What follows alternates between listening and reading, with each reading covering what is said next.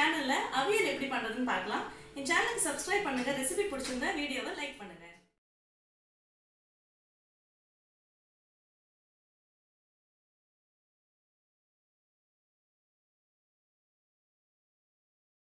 ஸ்டவ்வில் ஒரு பாத்திரம் வச்சு அதில் நம்ம காய்கறிகள்லாம் சேர்த்துடலாம். ஒரு 12 பீன்ஸ், 2 கேரட், ஒரு வாழைக்காய், 2 உருளைக்கிழங்கு,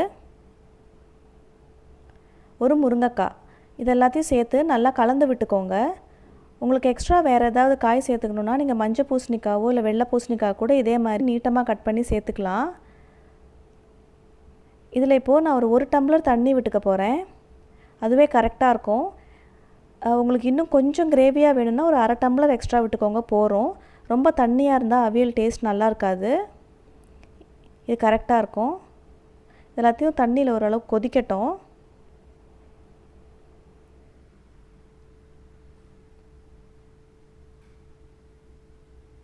இப்போ இந்த காய்கறிகளில் ஒரு 2லேருந்து 3 பச்சை மிளகா கீரி சேர்த்துக்கோங்க. நல்லா கலந்து விட்டுக்கலாம். நம்ம பச்சை மிளகா காரம் மட்டும்தான் அவியலில் இருக்கணும். மிளகாத்தூள்லாம் போடக்கூடாது, டேஸ்ட்டே மாறி போயிடும். இப்போ இதெல்லாம் நல்லா கலந்து விட்டதுக்கப்புறம் ஒரு மூடி போட்டு ஒரு 10 நிமிஷம் நல்லா வேகட்டும். இப்போ ஒரு 10 நிமிஷம் நல்லா வெந்துருச்சு. காய் எல்லாமே நல்லா வெந்திருக்கு பாருங்கள். இப்போ இதில் ஒரு 1/4 ஸ்பூன் மஞ்சத்தூள் சேர்த்து நல்லா கலந்து விட்டுக்கலாம்.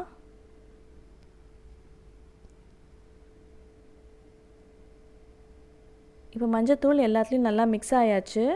இப்போ நம்ம ஒரு தேங்காய் அரைச்சி சேர்த்துக்க போகிறோம்.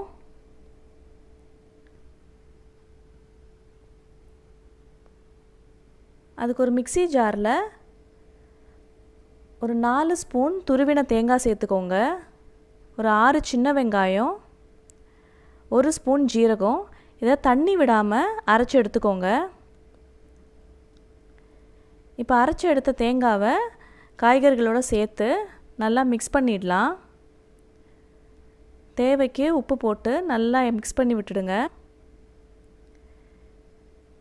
இப்போ ஒரு 5 நிமிஷம் நல்லா மிக்ஸ் ஆகட்டும். இப்போ இது நல்லா கலந்ததுக்கப்புறம் அடுப்பை ஆஃப் பண்ணிவிடுங்க.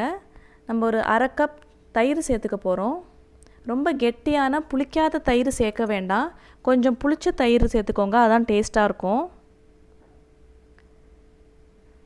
தயிர் சேர்க்கும்போது எப்போவுமே அடுப்பு ஆஃபில் தான் இருக்கணும், இல்லைனா திரிஞ்சு போயிடும்.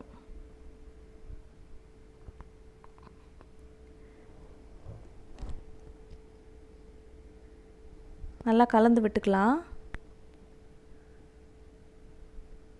இப்போ இதுக்கு நம்ம தனியாக தாளிப்பு எதுவும் கிடையாது, கடுகெல்லாம் போட்டு தாளிக்க மாட்டோம். அதனால் ஒரு 2லேருந்து 3 ஸ்பூன் தேங்காய் எண்ணெய் தான் சேர்த்துக்கணும்.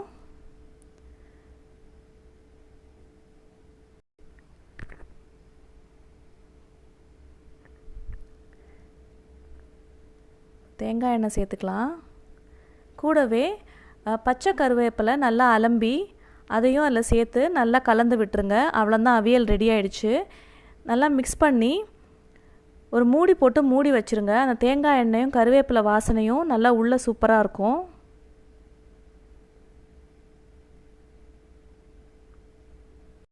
இந்த அவியலை நீங்களும் வீட்டில் செஞ்சு பாருங்கள். இதோட ஃபீட்பேக்கை கமெண்ட்ஸில் என் கூட ஷேர் பண்ணுங்கள். தேங்க்யூ.